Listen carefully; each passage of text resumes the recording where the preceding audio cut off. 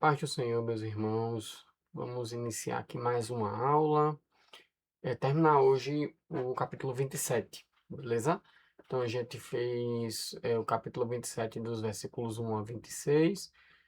E agora a gente dá continuidade. Vamos para os versículos de 27 a 44. Fazer aqui uma retrospectiva do que aconteceu com Paulo até esse momento, dar uma olhadinha em mapa, ler o texto bíblico e mãos à obra. Vamos lá, vamos começar orando. Senhor Deus, Pai de amor, Deus, queria aqui, Deus, pedir para que o Senhor estivesse conduzindo esse momento, para que a Tua palavra seja ministrada, para que a gente possa aprender mais de Ti e Te conhecer mais.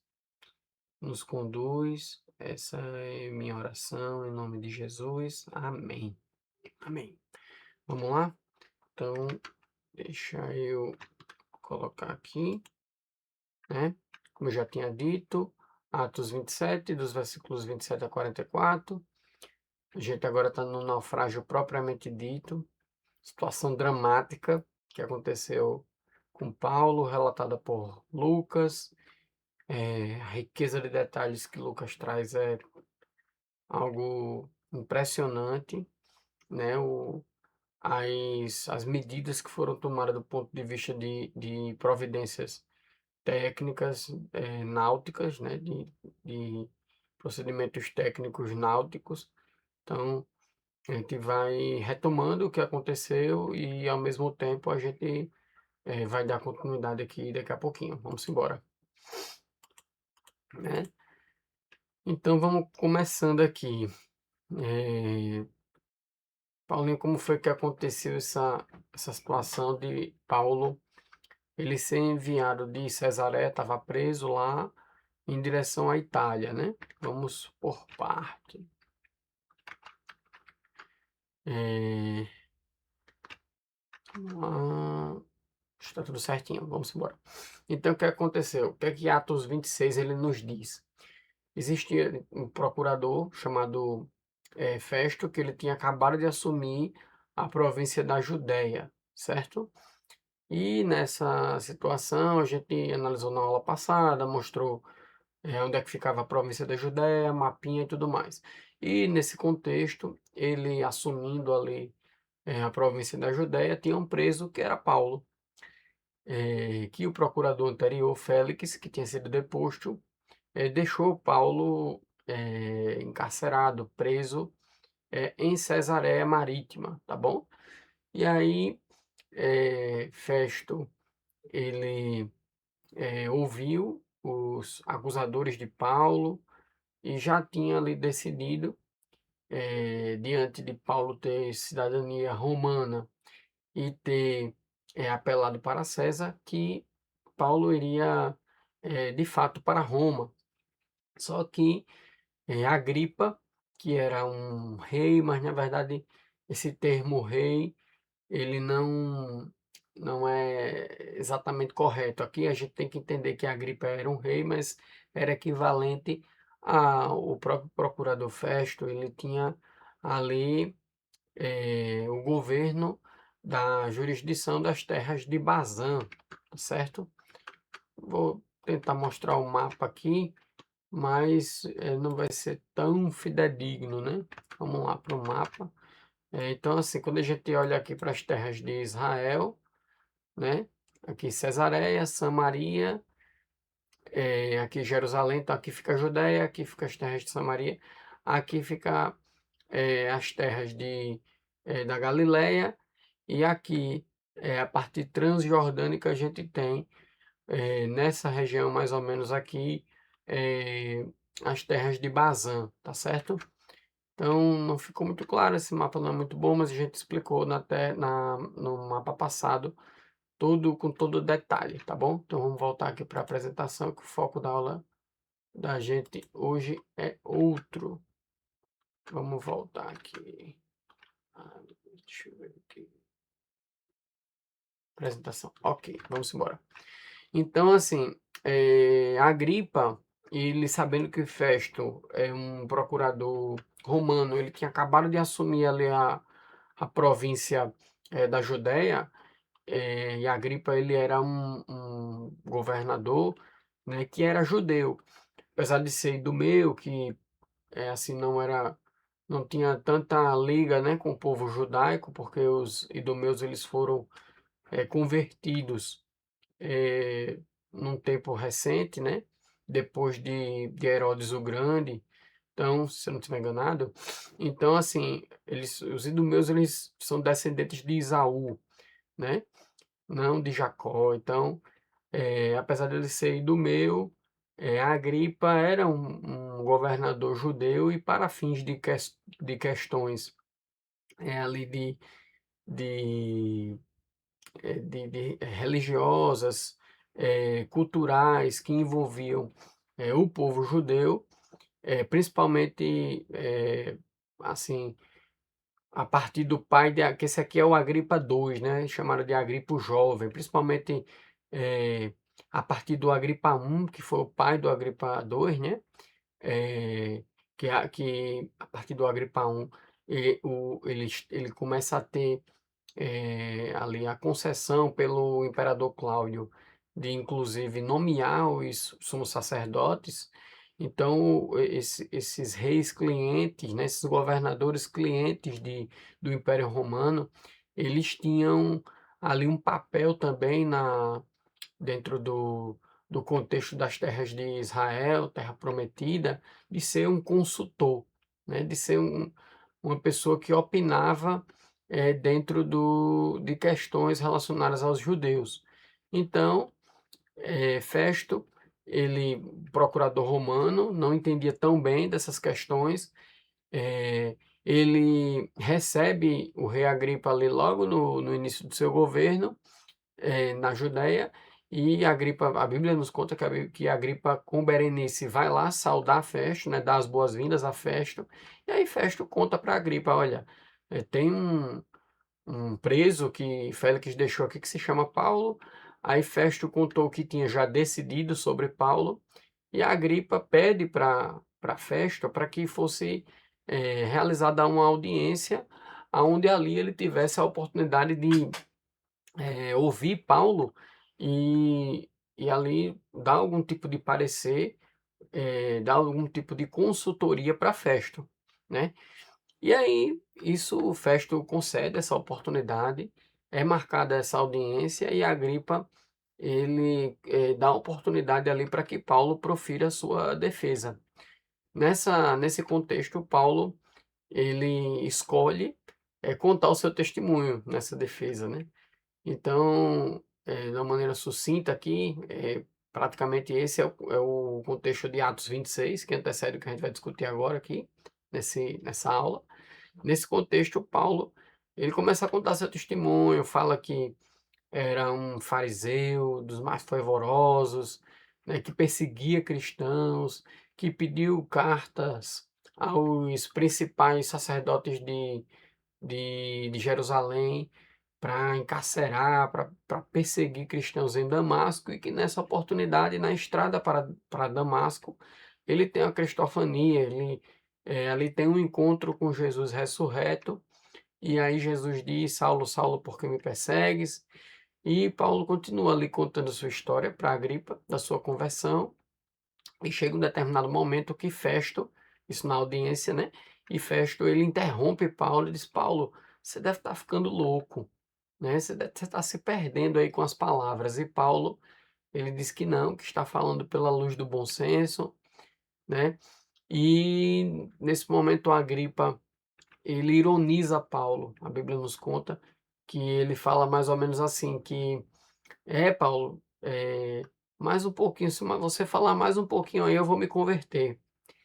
E aí Paulo ele se mantém firme, ele diz: quem dera não só o Senhor se convertesse, mas todos que estão aqui presentes.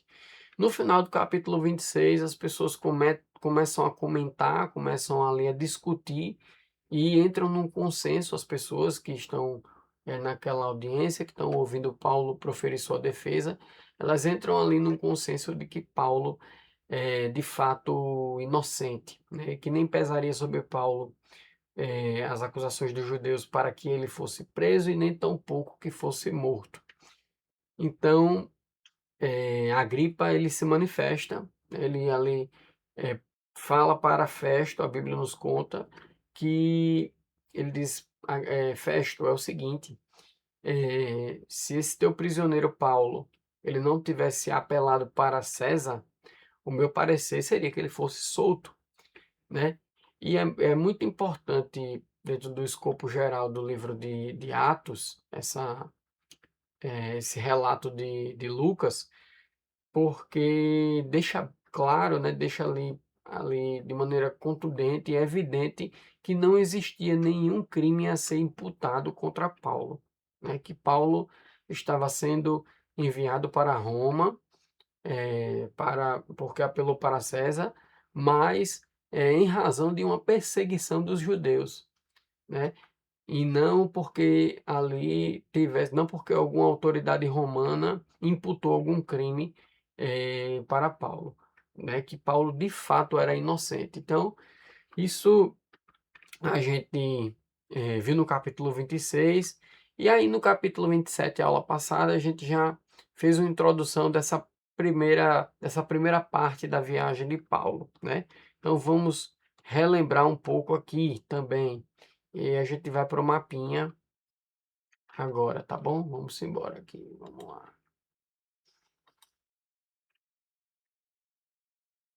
Vamos lá, vamos lá, vamos lá. Então, o que é que Atos 27, versículos de 1 a 26 nos conta, né? Então, primeiro, quando chegou o tempo para que Paulo ele fosse para Roma, eh, ele embarca junto com uma comitiva de 276 pessoas aqui em Cesareia, tá certo? Num navio adramitino. Paulinho, o que é o navio adramitino? É porque vem de aqui, ó, de Adramitium, que é uma cidade próxima a Troade, né? Que a gente já viu, acho que nas segundas e terceiras viagens missionárias de Paulo, a gente viu aqui a cidade de Troade. Então, é um navio que vinha daqui de Adramitium, tá certo? E aí esse navio, ele, as pessoas, essa comitiva com 276 pessoas embarca aqui, né? E quem era que estava presente nessa comitiva, né? Que a Bíblia nos conta? Aristarco, e Lucas, né? A gente viu isso na aula passada. Aristarco, os comentários bíblicos nos informam que ele era companheiro de cela de Paulo, tá certo? E Lucas, a gente não sabe exatamente a condição dele, né? Se ele também estava preso, se ele conseguiu se infiltrar no navio, como o médico amado, né, que a Bíblia nos conta, mas o fato é que Lucas estava nessa empreitada aí junto com Paulo, e foi ele, né, que de fato fez os relatos de uma maneira muito detalhada, né, como sempre. Lucas ele adora detalhes geográficos, ele traz ali sempre os detalhes da quantidade de dias, ele é realmente bem detalhista, Lucas, tá bom? Então vamos seguindo. Então embarcou aqui uma comitiva de presos, também estava presente, como eu já falei, Aristarco e Lucas, mas também tinha um centurião chamado Júlio, com soldados, uma comitiva, uma comissão, digamos assim, uma comitiva entre esses 276 de soldados, e o responsável era o centurião Júlio. Então eles embarcam aqui de Cesareia, né? A Bíblia nos conta que a primeira parada foi aqui em Sidom. O centurião Júlio permitiu que Paulo fosse acolhido aqui em Sidom. A gente já comentou na aula passada que, pós-dispersão de Jerusalém, né, morte de Estevão, o evangelho chegou aqui nas terras da Fenícia, aqui, né, envolvendo Tiro e Sidom. Então, Paulo foi permitido pelo centurião Júlio que Paulo tivesse algum tipo de assistência. Saindo de Sidom, eles pegaram o vento contrário aqui, ó, se você olhar o mapinha, o norte aqui está nessa posição. Então a nossa direita está leste e a esquerda oeste. Se os ventos estavam contrários, então os ventos estavam de oeste para leste, né? Então e a Bíblia nos conta que eles, em razão dos ventos contrários, eles contornaram aqui essa ilha, que era a ilha de Chipre, passando aqui pela Cilícia, pela Panfilha, na província da Lícia, né? Panfilha é um distrito da província da Lícia. A Cilícia é uma província que contém, por exemplo, a cidade de Tarsos, que Paulo é natural de Tarsos. E aí eles chegam aqui ao porto de Mirra, um porto que a gente comentou que era muito importante do ponto de vista do comércio do trigo. E aí aqui o navio Adramitino, ele, toda a comitiva, ela desembarca, porque o navio iria subir para cá, né, para que a Ásia é menor, na província da Ásia, mas o país da Ásia é menor que para a província da Ásia, a cidade de Adramítio. E aqui a Bíblia nos conta que um navio vindo de Alexandria, que é aqui no Egito, né, um navio egípcio, ele aporta aqui em Mirra e, e o centurião Júlio faz as pessoas embarcarem nele, porque esse navio alexandrino, né, ele estava indo para a Itália, né, estava indo aqui para Roma, tá certo? Então, a Bíblia nos conta que eles embarcaram e que de Mirra aqui para Quinido foi uma viagem penosa, foi uma viagem que de fato demorou, porque eles pegaram o vento contrário mais uma vez. Então, assim, foi uma viagem que demorou dias e foi bem vagarosa.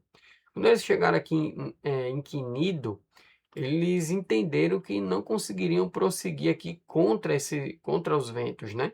Então eles montaram a mesma estratégia que tinham montado aqui com a ilha de Chipre. Eles tentaram contornar aqui a ilha de Creta na altura de Salmona, a Bíblia nos fala, né? Até chegarem a uma cidade chamada de Lazéa. Em Lazéa, eles chegaram a um lugar chamado Bons Portos, tá bom? E aí começa a saga que culminou no naufrágio, né? O que foi que aconteceu, Paulinho? Chegando aqui em Bons Portos, Paulo ele era um cara que tinha já passado por alguns naufrágios. Paulo ele era um cara que passou boa parte da sua vida em viagens missionárias, viagens marítimas. Então ele sabia que naquele recorte do calendário, a navegabilidade aqui do mar Mediterrâneo estava comprometida, tinha risco. Então ele faz menção, texto bíblico, Paulo fala que já tinha passado o tempo do jejum, que era o dia do Yom Kippur, já há algum tempo, fazendo menção de que aquele momento do ano, aquele momento do calendário, ele não oferecia segurança para que eh, a viagem continuasse. Aí ele fala o seguinte, Paulo, olha, eh, se a gente sair daqui, ele aborda a tripulação e ele dá um conselho. Ele diz que caso a gente prossiga, né, existe risco do navio, da carga e da vida da própria tripulação, né? Mas o centurião Júlio, ele preferiu ouvir o mestre do navio e o piloto, e ali, eh, e ali eh, a maioria se posicionando para que eles saíssem aqui de Bons Portos e viessem para Fenice, essa outra cidade aqui, em razão de que, Paulinho? Eles queriam sair daqui porque Fenice eles queriam não já ir direto para a Itália, eles queriam passar o inverno aqui em Fenice porque o porto de Fenice ele tinha melhores condições, certo? A Bíblia nos conta assim que Bons Portos não era um porto apropriado para invernar, né? Mas é melhor um porto que não seja tão confortável assim, ou é melhor você se colocar em risco? Então, eles votaram, o centurião preferiu ouvir o piloto e o mestre, e eles entenderam que poderiam vir aqui de Bons Portos para Fenice, né? Num primeiro momento, quando eles não ouviram o conselho de Paulo, né? Então, num primeiro momento, quando eles saem aqui de Bons Portos, a Bíblia nos conta que o vento estava sul e favorável para que eles fizessem essa manobra de chegar aqui no porto de Fenice. Só que logo em seguida, o que parecia estar seguro, o que parecia ser uma manobra que iria ser muito tranquila, o tempo muda e um tufão pega o barco, um tufão que a Bíblia chama de Euroquilão, ali toma o barco e encaminha o barco aqui para outra direção, né? O barco ele perde o controle, as pessoas que estão ali, os marinheiros, eles se sentem num primeiro momento impotentes, tá? Eles permitem que o barco ali fique um pouco à deriva. Quando chega aqui na, eh, na altura aqui dessa outra ilha chamada Cauda, eles recolhem o bote guarda-vida. Aí eles começam a tomar atento ali no dia seguinte eles começam a tomar providências náuticas para ali tentar minimizar os danos da tempestade que eles foram ali tomados. Então eles começam a cingir o navio, ou seja, amarrar o navio para torná-lo mais seguro. Eles começam ali a tirar um pouco o peso do navio, né, aliviar o navio, a Bíblia nos conta. E eh, eles, começam a tomar essas providências, inclusive de deixar o navio ao léu, eles, arreiam, a vela do navio, porque eles estão com medo, a Bíblia nos conta, de ir para uma região que fica aqui no norte da Líbia, chamada de Sirte. Essa região ela é famosa, por ter navios encalhados, né, tem bancos de areias e os comentários bíblicos nos informa que é um cemitério de navios. Então, assim, eles com medo de que essa tempestade, eles tentando controlar o navio, né, através das velas e tudo mais, eles ficaram com medo do navio vir parar aqui em Sirte. E aí eles arreiam as velas.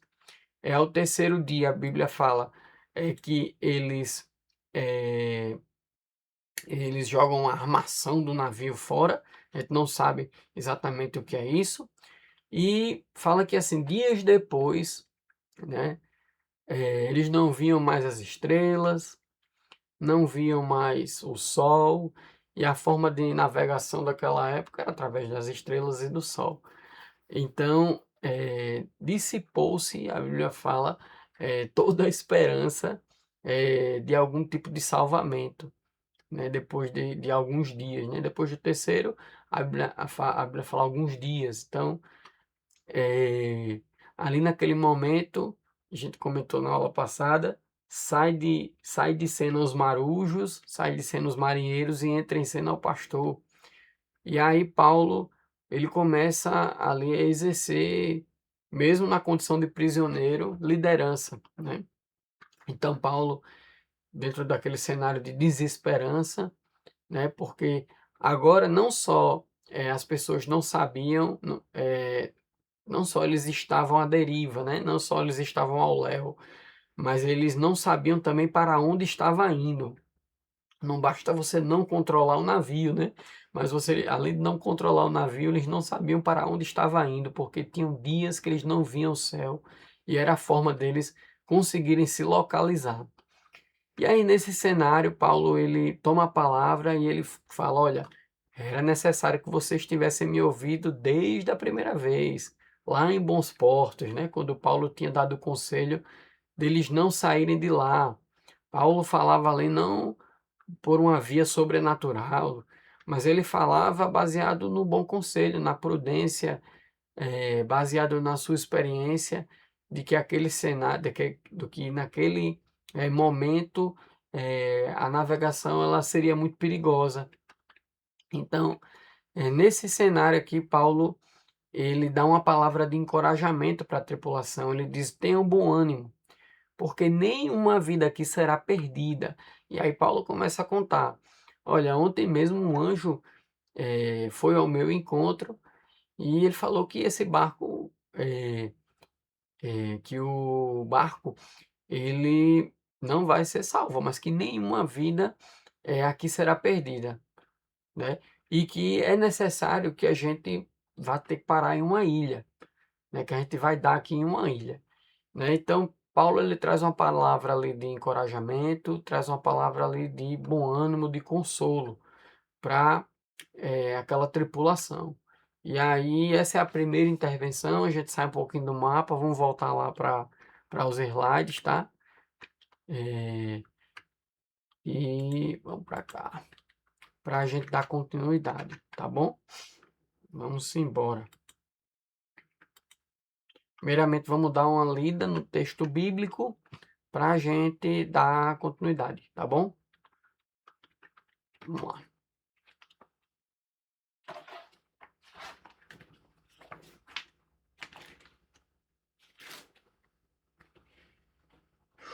Vamos lá. Atos 27, dos versículos 27 a 44. Quando chegou a 14ª noite, sendo nós batidos de um lado para o outro no mar Adriático, por volta da meia-noite, pressentiram os marinheiros que se aproximavam de alguma terra, e lançando o promo, acharam 20 braças. Passando um pouco mais adiante, tornando a lançar o prumo, acharam 15 braças.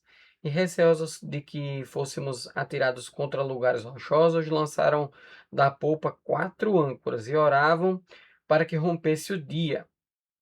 Procurando os marinheiros fugir do navio e tendo arriado o bote no mar, a pretexto de que estavam para largar âncoras da proa, disse Paulo ao centurião e aos soldados: Se estes não permanecerem a bordo, vós não podereis salvar-vos. Então os soldados cortaram os cabos do bote e o deixaram afastar-se. Enquanto amanhecia, Paulo rogava a todos que se alimentassem, dizendo: Hoje é o 14º dia em que, esperando, estáis sem comer, nada tendo provado. Eu vos rogo que comais alguma coisa, porque disto depende a vossa segurança, pois nenhum de vós perderá nem mesmo um fio de cabelo. E tendo dito isto, tomando o pão, deu graças a Deus na presença de todos. E depois de o partir, começou a comer. Todos cobraram ânimo e se puseram também a comer. Estávamos no navio 276 pessoas ao todo. Refeitos com a comida, aliviaram o navio, lançando o trigo ao mar. Quando amanheceu, não reconheceram a terra, mas avistaram a enseada, onde havia praia. Então consultaram entre si se não podiam encalhar ali o navio. Levantando as âncoras, deixaram-no ir ao mar, largando também as amarras do leme.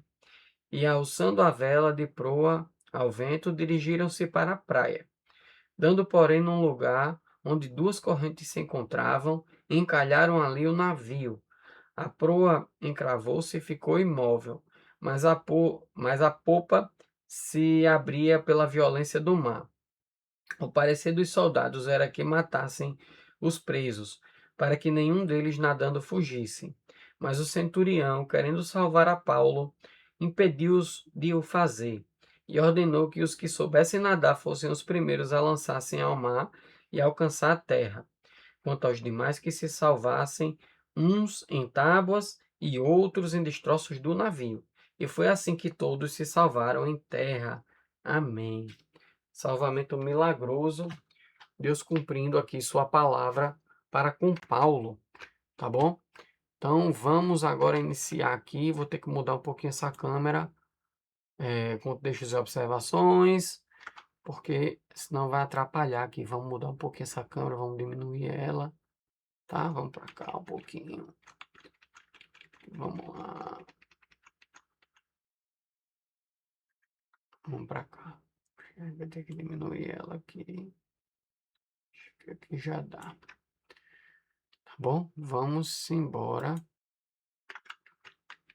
Vamos para cá. Então, primeira coisa do texto bíblico, né? Vai expor o texto bíblico aqui. O que é que a gente tem que entender? Versículo 27, ele já começa aqui, olha.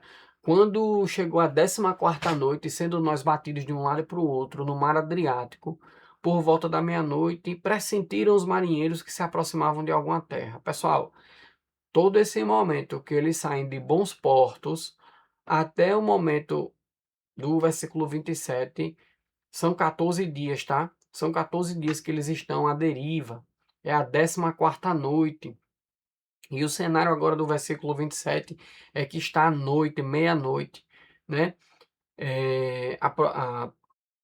Muito provável que a tempestade ainda estava rolando, estava, né, ainda um contexto de caos, né, pelos os relatos que seguem. Eles ficaram sendo batidos aqui, ó, de um lado para o outro no mar Adriático. Vamos para o mapa para a gente ver que mar Adriático é esse, certo? Vamos um pouquinho aqui para o mapa. Ó, o mar Adriático hoje, pessoal, no contexto moderno, né? É esse mar aqui, tá? Que ele fica entre a Itália e aqui a Península Balcânica. Aqui é a Grécia, né? No caso da perspectiva na época do Império Romano. Mas hoje aqui é a Península Balcânica. E aí, entre os Balcãs e a Itália, você tem o Mar Adriático. Só que isso no contexto moderno. Na época do primeiro século, né, esse, essa atividade de Paulo e o naufrágio aconteceu muito provavelmente em 60 depois de Cristo. O Mar Adriático ele era né, chamado de Mar Adriático, toda aqui essa região do que vai aqui da Itália e a Península Balcânica, pegando aqui a Sicília, né? Norte da África, certo? Margeando aqui Ilha de Creta, a província da Acaia. Então, tudo isso aqui é uma região chamada de Mar Jônico. Toda essa região aqui, né? Ela era considerada no primeiro século o Mar Adriático, tá? Hoje, no contexto moderno, só aqui é o Mar Adriático, mas antigamente, no primeiro século, era Mar Adriático. Por isso que a Bíblia, ela nos informa. Vamos voltar lá para o texto agora. Por isso que a Bíblia, ela nos informa que é o mar Adriático, vamos lá, que foi batido de um lado para o outro no mar Adriático, tá? E aí o que acontece? Agora, os marinheiros, eles pressentiram aqui que se aproximava alguma terra, já na 14ª noite. Paulinho, o que é que os comentários bíblicos eles falam sobre isso, né? Existem algumas possibilidades, mas a mais provável, segundo Champlin, é que eles ouviram o barulho das ondas, certo? Ou batendo em algum tipo de rochedo, algum tipo de banco de areia ou na própria praia. Então os marinheiros eles tinham experiência e ali naquele cenário, naquele momento, eles entenderam que estava ali, existiam sinais de que se aproximava algum tipo de terra firme, né? Como a gente costuma dizer. E aí o versículo 28, os marinheiros nesse contexto, eles começam a tomar providências. Primeiro eles lançam o prumo é nada mais do que uma medida, né? É uma corda com um peso na ponta, e essa corda ela tem algum tipo de medição, por exemplo, de metro em metro, né? Então eles vão descendo ali aquela corda, e aí quando a corda chega no fundo, eles medem qual foi a metragem daquela corda e eles sabem quanto é que está a profundidade do navio, né? Do mar naquele local que o navio está. E aí eles lançam esse prumo e eles acharam que a profundidade ali era de 20 braças, ou seja, a gente faz a conversão aqui, 20 braças era considerada a distância do dedo médio a um dedo médio com os braços abertos, né? E que supostamente, né, é 1,80 m, né? Então, de um dedo médio ao outro dedo médio, a gente tem aqui uma distância de 1,80 m e é essa a medida. Então, 1,80 m vezes 20 braços dá aqui 36 metros, né? E aí eles acharam ali 36 metros, quando eles lançaram o prumo, passando um pouco mais adiante, tornaram a lançar o prumo novamente e acharam 15 braças, ou seja, em torno ali de 27 metros. Que é então que é que eles perceberam, eita, a gente realmente está chegando em terra firme, né? Porque a gente está andando aqui e a profundidade está diminuindo, né? Então a gente está chegando em algum local que está próximo da terra. E aí o versículo 29 fala que eles ficaram receosos, porque quando você vai chegando ali no entorno do continente, é sabido que existem uma estrutura de corais. Aqui no litoral alagoano, por exemplo, existe uma estrutura de corais no entorno aqui do litoral, em que se o marinheiro, digamos assim, ele não souber, não conhecer por onde ele pode entrar, em que momento a maré oferece segurança para que ele entre com a embarcação no local abrigado, né, para acessar a praia, ele pode bater a embarcação contra esses locais, esses lugares rochosos, essas bancadas de corais rochosos, e ali ter um acidente com a embarcação e ela vinha a pique, ela afundar.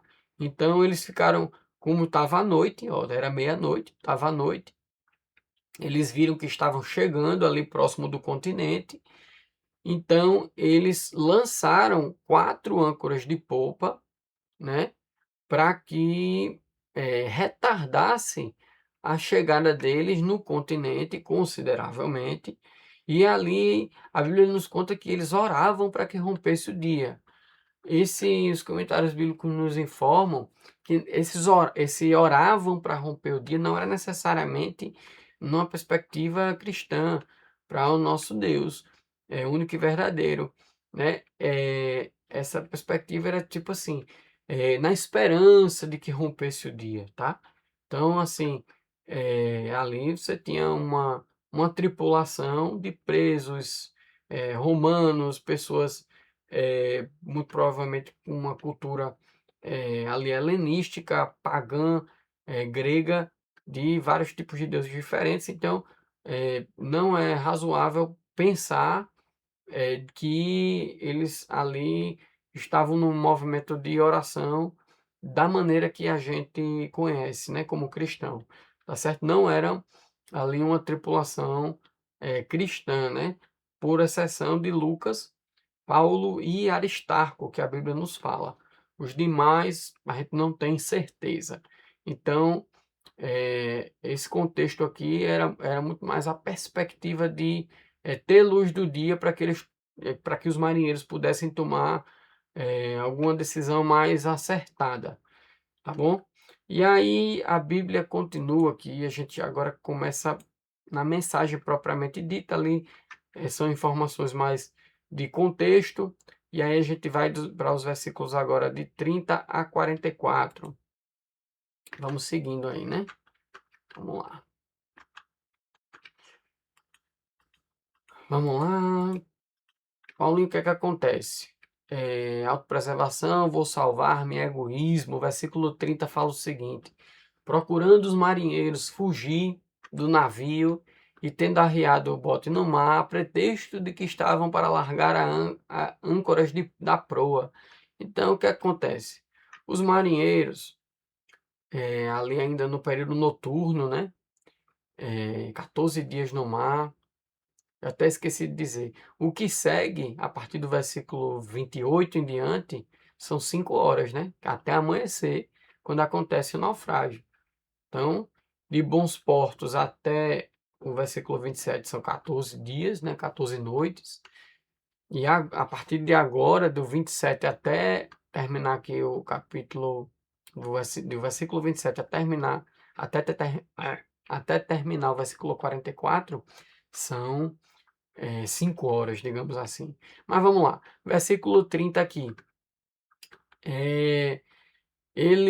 Os marinheiros, eles entenderam que tinham 276 pessoas a bordo e que um navio daquele tamanho, que era um navio cargueiro de trigo, ele não ia ter condição de chegar eh, em terra firme, porque o calado do navio, né, de navios grandes, eles encalham antes de chegar em terra devido à profundidade, né? Então acaba que eh, eles entenderam que a salvação, digamos assim, que eles tinham lá era um bote que estava na proa do navio, que eles tinham recolhido lá em Caúda, né? Quando eles tinham acabado de serem tomados pelo tufão, eles recolheram o bote salva-vida e agora eles lançaram uma âncora de proa que não tinha nenhum tipo de eh, orientação técnica ali náutica, mas era tudo migué, era tudo pretexto para, na verdade, eles fugirem com o bote, porque com o bote eles conseguiriam, o bote ele não afunda tanto, né, como o casco de um navio, então o bote ele conseguiria chegar tranquilamente na praia, né, oferecendo maior segurança ali, oferecendo a possibilidade de eles serem salvos. Então os marinheiros, sabendo disso, o que é que eles fazem? Rapaz, tem 276 pessoas aqui, só tem um bote, né? Não vai dar para salvar todo mundo. A tempestade, o bicho está pegando aqui. Quando chegar amanhã de manhã, o negócio vai ser complicado. Então, assim, nem sei se chega amanhã de manhã, na verdade, vou me salvar. A gente aqui entra no bote, tá próximo da praia.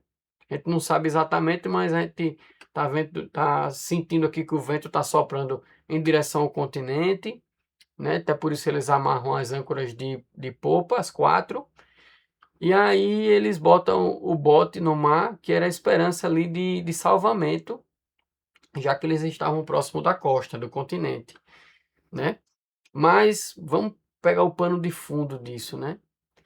O que é que eles estavam pensando, né? Se salvar, pensando, tipo, cara, se a gente ficar muito tempo aqui, eu não sei como é que vai ser amanhã, e é a oportunidade que a gente tem, mesmo que os outros possam morrer, mas a gente não pode salvar todo mundo.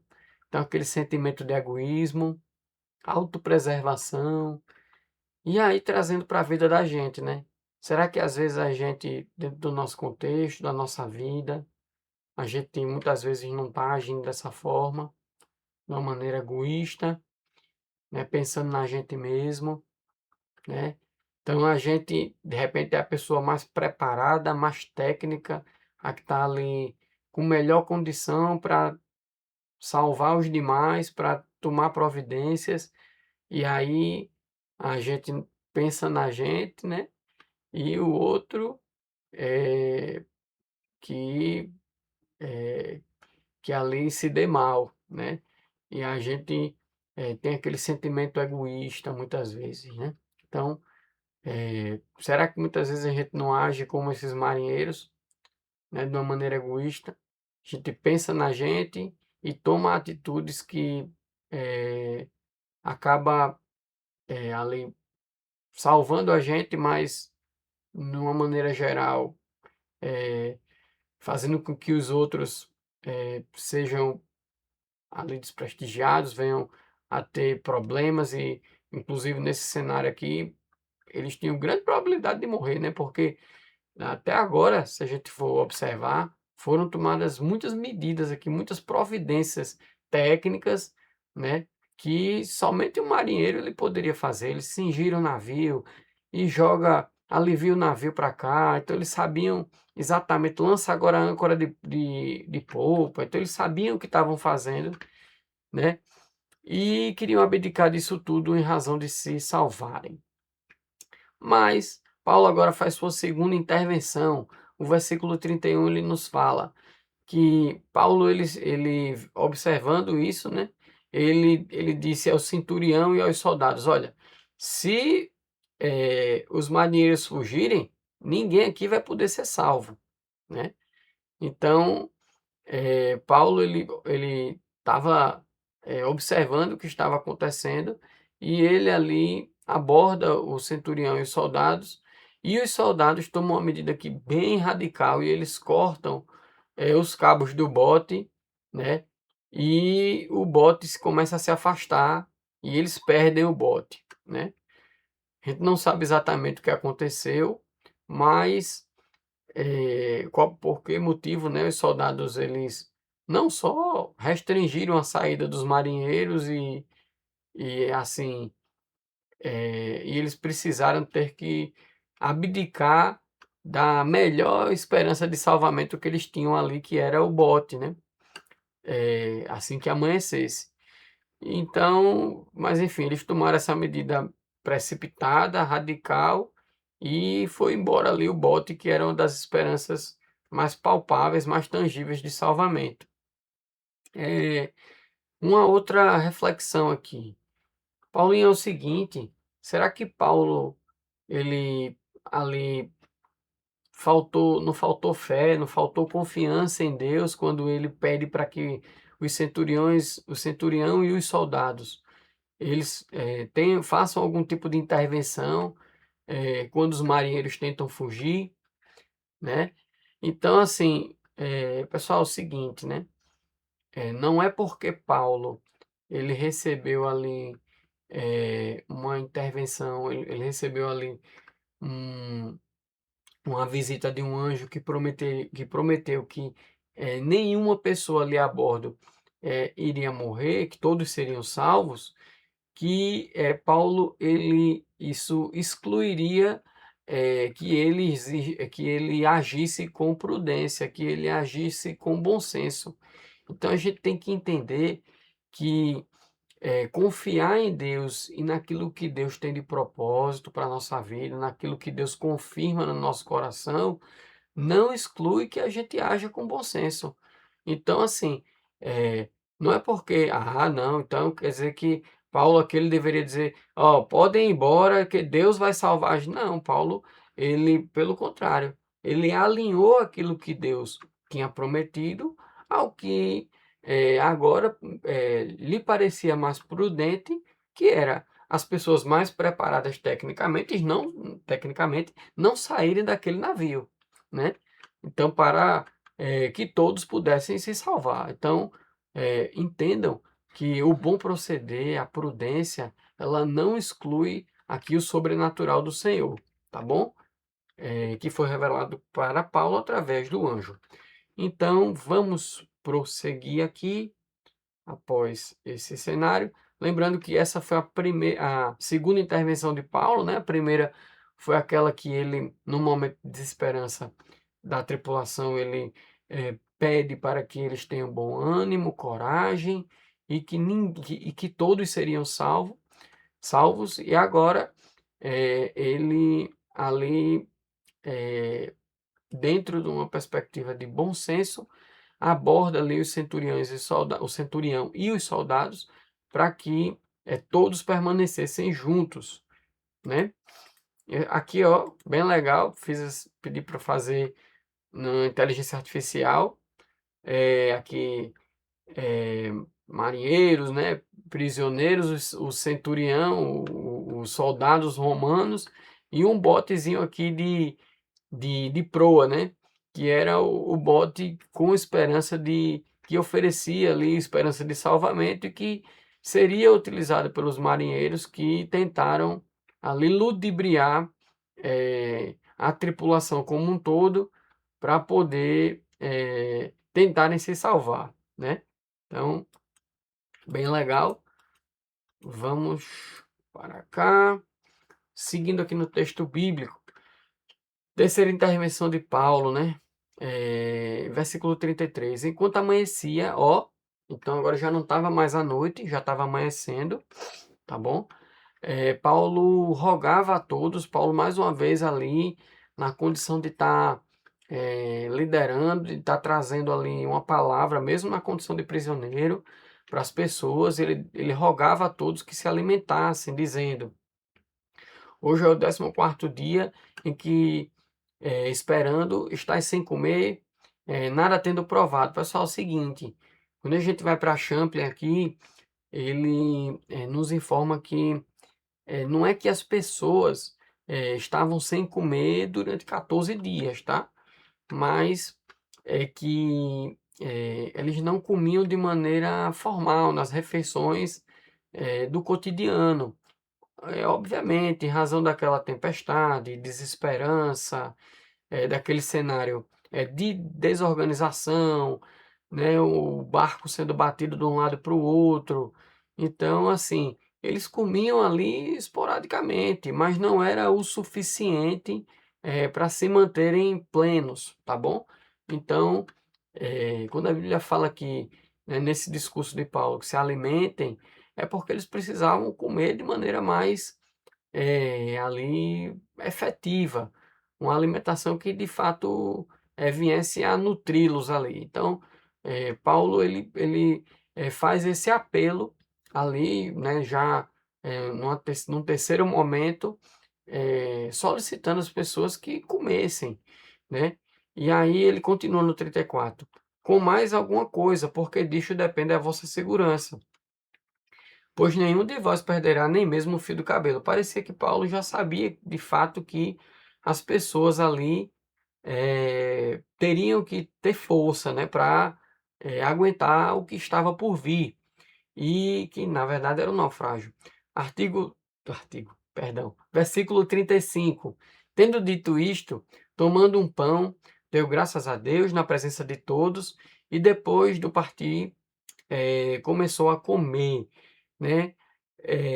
Praticamente todos os comentários que a gente pegou e para dar estudada nesse texto são categóricos em dizer que esse cenário aqui não tem nada a ver com a ceia do Senhor, tá? Então, assim, aqui, claro, né? Tomou o pão, deu graças a Deus, parece muito a ceia, né? Até pode ter um contexto ali pessoal de Paulo, mas na verdade a tripulação era um público que não era cristão, né? A gente não tem nenhum tipo de motivo para acreditar que era um público cristão. Então, ali, de fato, era uma intervenção de Paulo no sentido de trazer esperança, de trazer ali um consolo, de fortalecer as pessoas, nesse caso, fisicamente, através da alimentação, tá certo? E aí tem um pano de fundo aqui espiritual, bem legal aqui para a gente comentar, né? Quantas vezes a gente está passando por um momento, uma tempestade, um momento de caos, de desesperança, um momento difícil de luta, de guerra, né? E a gente só está cansado, muito cansado. A gente chega em casa e muitas vezes a gente de fato não quer nem se alimentar. A gente dorme e é a mesma coisa que nada, porque o contexto emocional não está resolvido, né? Ele continua.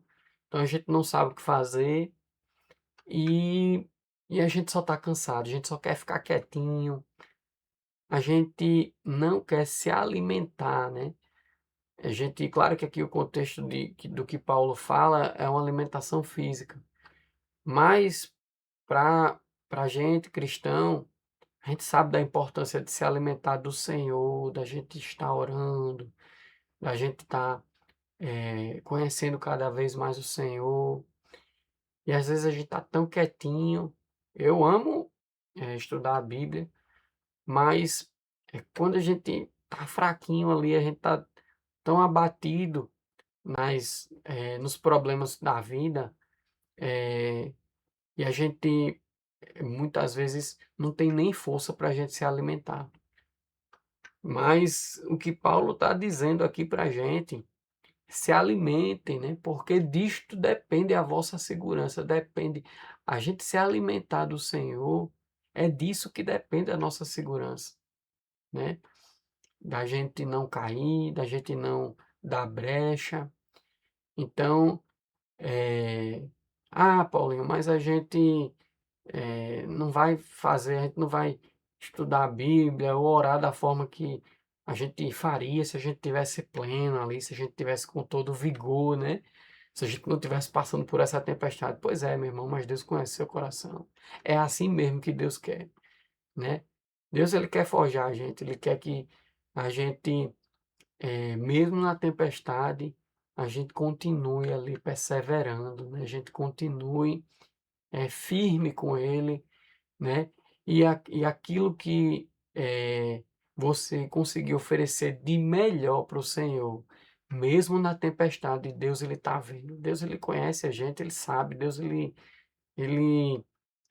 está vendo o esforço que a gente faz para tomar determinada providência, para se achegar diante dele, né? Ele sabe que não é o nosso eh, momento mais promissor, mas que a gente está com o coração voltado para fazer a vontade dele, né? Para estar ali conectado com ele, e isso é o que importa, certo?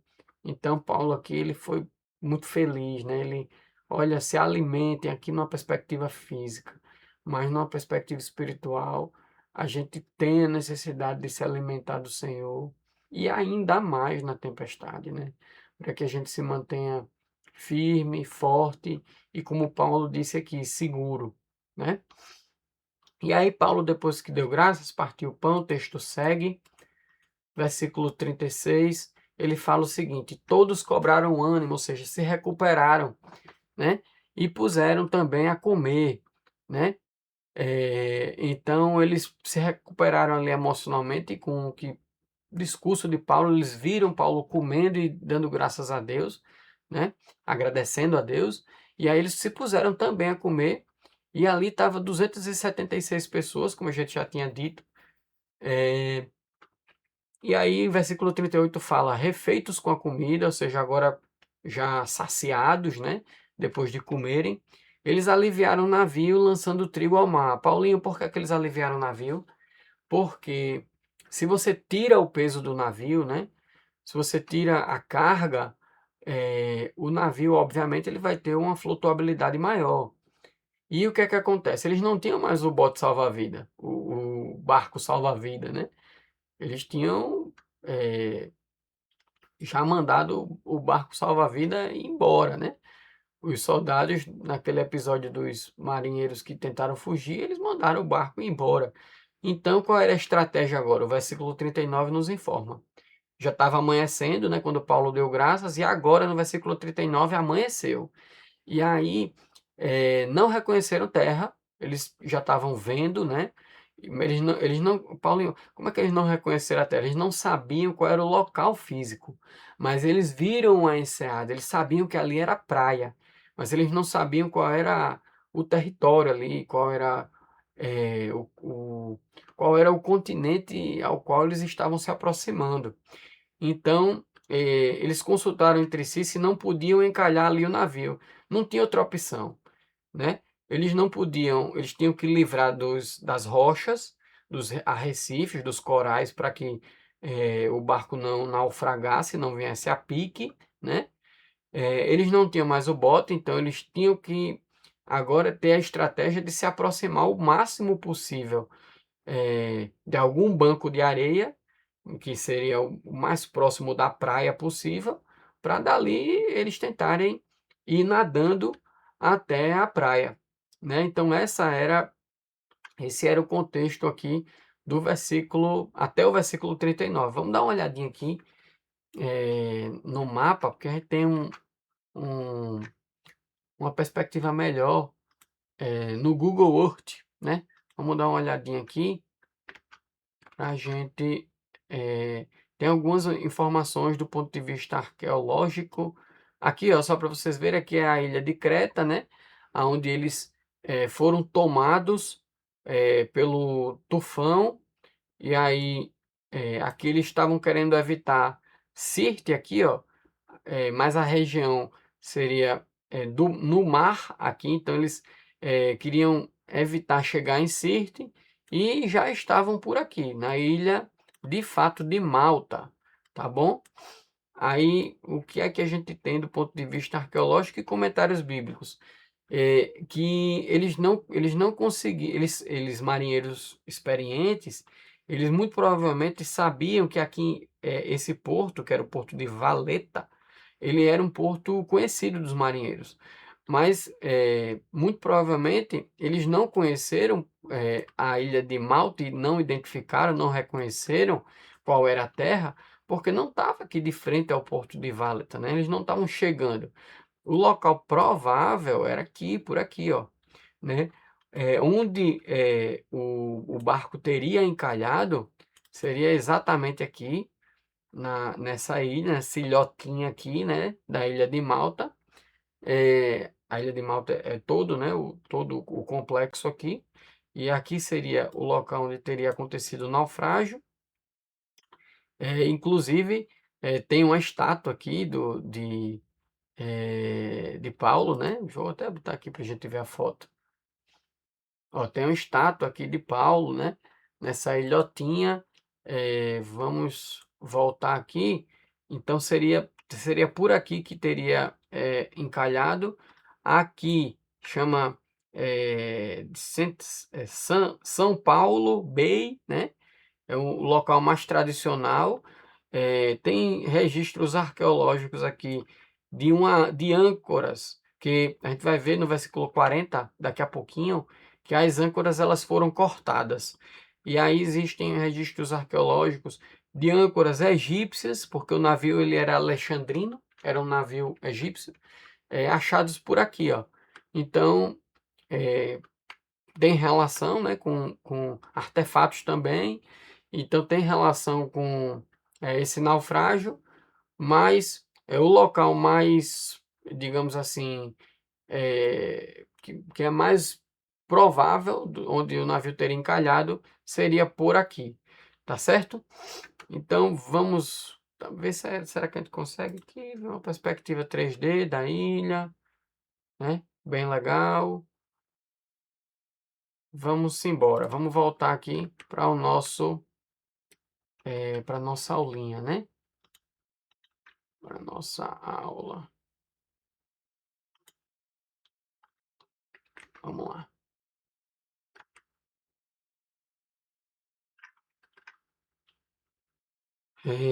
Vamos seguindo aqui. Então, o versículo 40, que a gente vai seguir agora, tá? Já tinha amanhecido. E aí o que acontece? No versículo 40, eles levantam as âncoras e os comentários bíblicos, eles informam assim que esse levanta e deixaram-no ir ao mar, é que eles de fato cortaram as âncoras, porque não tinha outra opção.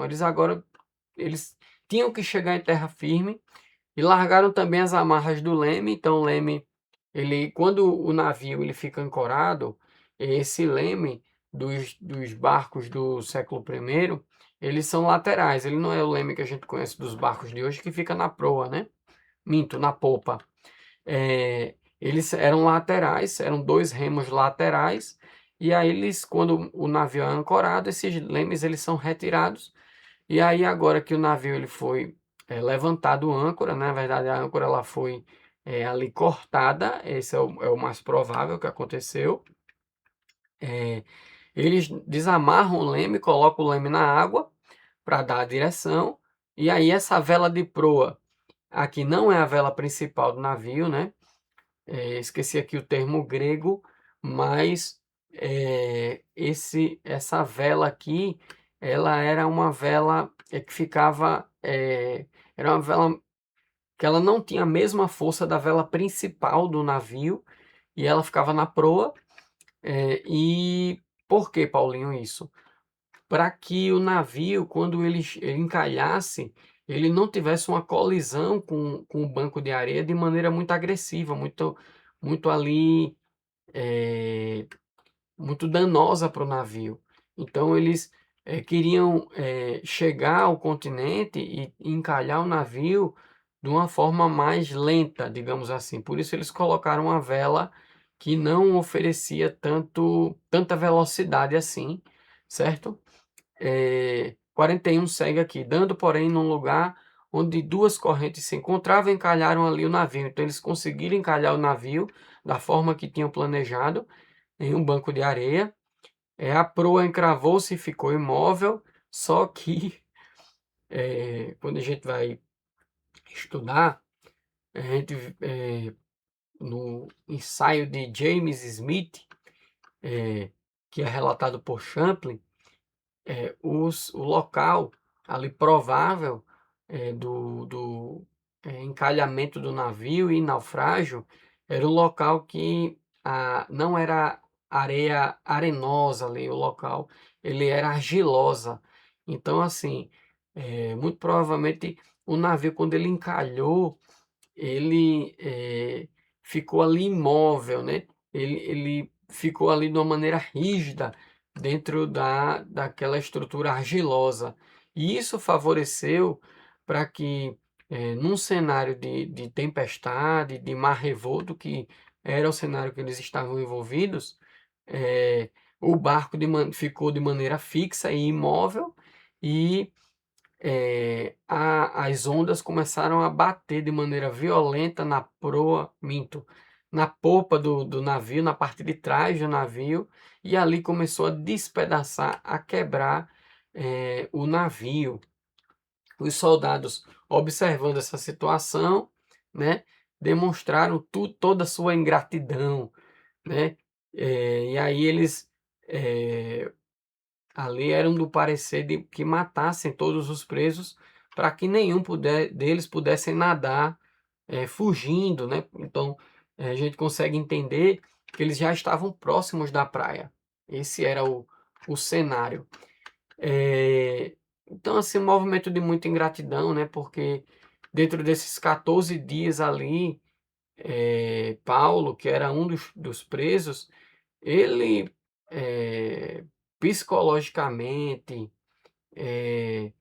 num cenário de caos, ele era um dos presos e foi ele que foi alçado ali à liderança, mantendo a tripulação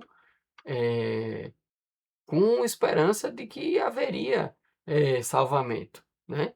Então, mas naquele momento, o que acontece? Os soldados sabiam que, dentro da perspectiva dos regramentos romanos, se algum prisioneiro fosse encontrado, fugisse, e o soldado ele não tivesse ali como dar conta, né? Ele não tivesse ali o que falar, e o soldado seria morto, né? Ele seria ali condenado à morte por causa da fuga daquele prisioneiro. Então, antes que os prisioneiros fugissem, né, mesmo naquele cenário de caos, os soldados eles resolveram ali, eram do parecer que todos os presos fossem mortos. Também nos comentários de Champlin, era provável que no treinamento dos soldados romanos, todos os militares ali soubessem nadar, né? Que era possível que eles tivessem treinamento com a possibilidade de ter algum tipo de naufrágio, né? Já que as idas e vindas para Roma poderia ser algo que tivesse ali dentro do contexto deles, tá bom? Então, deixar registrado aqui essa ingratidão e esse egoísmo dos soldados romanos, mas a gente vai ver o que o centurião Júlio, que era o responsável, decidiu. Então, agora era o último ato, né? O navio começou a se partir, ele começou a se quebrar, né? E ali eles ficaram sem opção. Vamos ver quais foram os próximos episódios, né? Aqui o próximo, o que foi que aconteceu? Pessoal, é o seguinte, versículo 43 fala: o centurião querendo salvar Paulo, então assim, o centurião entendendo o papel que Paulo exerceu naquele navio, né? Ele impediu os soldados de matar todos os prisioneiros, e o centurião Júlio ordenou que os que soubessem nadar, os prisioneiros, fossem os primeiros a lançar-se ao mar, então provavelmente estava perto ali da praia, e alcançar terra firme, quanto aos demais que se salvassem, uns em tábuas e outros em destroços do navio, né? Estava se partindo o navio. E foi assim que todos se salvaram em terra, cumprindo-se aqui o que Paulo tinha dito lá na primeira intervenção que ele fez, quando o anjo, de uma maneira sobrenatural, diz para Paulo que nenhuma vida ali seria perdida. Então se cumpre ali o que o Senhor prometeu para Paulo, né? E todos se salvaram, tá certo?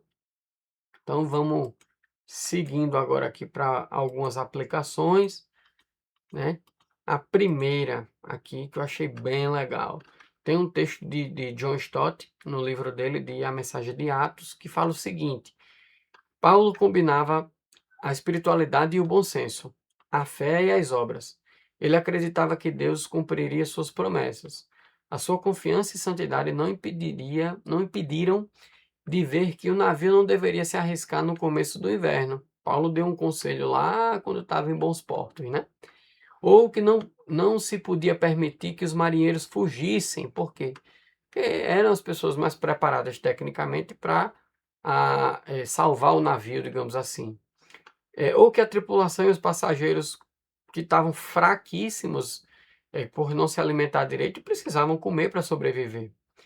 Então Paulo ele agia dentro do bom senso, do bom proceder. Era um cara prudente. Então o que é que John Stott falou aqui? Ele era homem de Deus e homem de ação, homem de espírito e homem de bom senso. Pessoal, é o seguinte, às vezes a gente quer colocar Deus numa caixinha, né?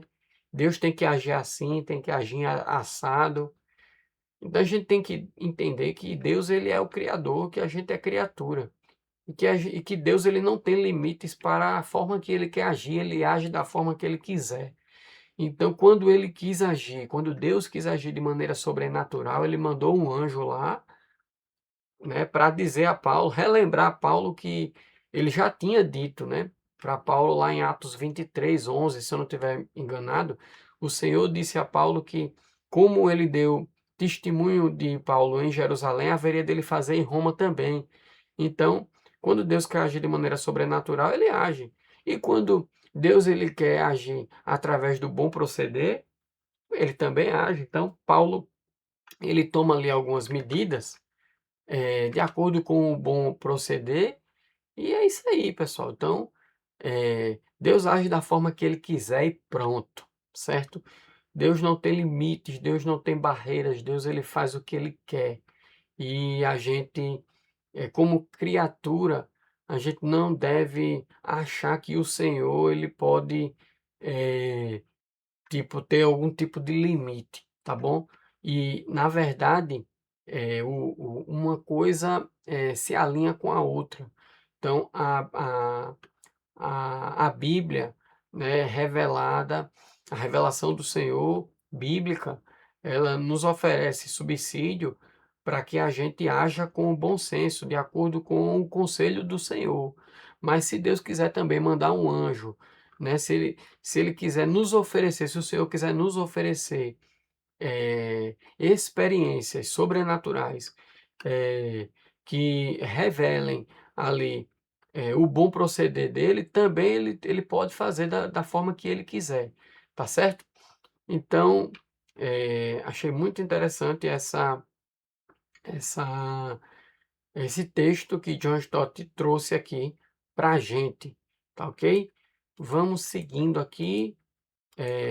Uma outra aplicação é o seguinte: o propósito de Deus é maior que a tempestade. Deus tinha um propósito na vida de Paulo, que Paulo comparecesse perante César, que ele comparecesse a Roma. Enquanto Deus, pessoal, tiver um propósito na vida da gente, enquanto a gente tiver uma missão, né, a gente vai passar pelas tempestades, porque Deus tem um plano para a gente. Deus tem um propósito na vida da gente. Então, assim, a tempestade mudou a rota e destruiu a embarcação. mas não pôde anular o propósito final de Deus para a vida de Paulo. O entorno que está na vida da gente, né, todo o caos e tudo que vem a reboque, isso pode ser afetado, podem ter consequências. A vida da gente material, por exemplo, pode ter prejuízos, mas o propósito de Deus, ele é maior do que essa tempestade que porventura a gente esteja passando, tá bom? E o próprio Deus garante que se a gente perseverar, né?